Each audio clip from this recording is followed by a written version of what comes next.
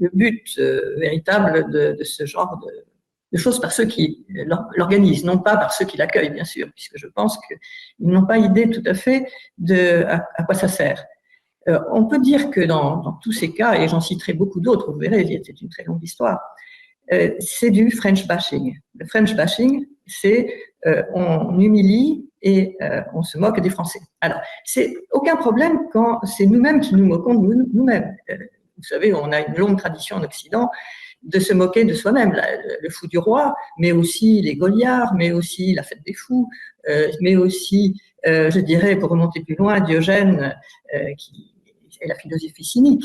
Donc, c'est une sorte de défense contre trop d'orgueil ou trop de pouvoir que nous savons utiliser pour nous-mêmes. Mais quand ça vient de l'extérieur et que l'on veut humilier la place de Paris, qu'on veut faire en sorte que Paris ne soit plus la capitale du monde pour l'art, ou pour le luxe, ou pour tout ce qu'il y a de raffiné et de beau, eh bien, il faut, d'une certaine façon, dégrader le cadre, dégrader, je dirais, c'est un cadre en plus qui est un cadre régalien, un cadre qui donne la légitimité historique de l'art, etc.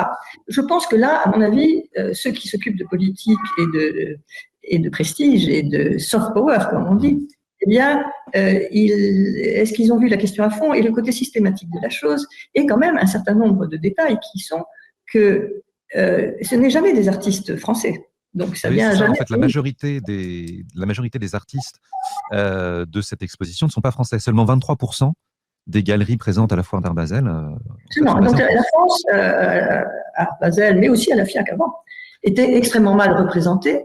Donc, on se sert de Paris comme cadre, on se sert comme Paris de faire valoir, mais tout le monde doit savoir que Paris, en tant que place artistique, n'est rien. Et d'une certaine façon, nous avons un ministère de la Culture qui accepte ce genre de choses et je dirais même joue le jeu. Et ça depuis, je dirais, 40 ans, ce qui fait beaucoup, beaucoup, beaucoup.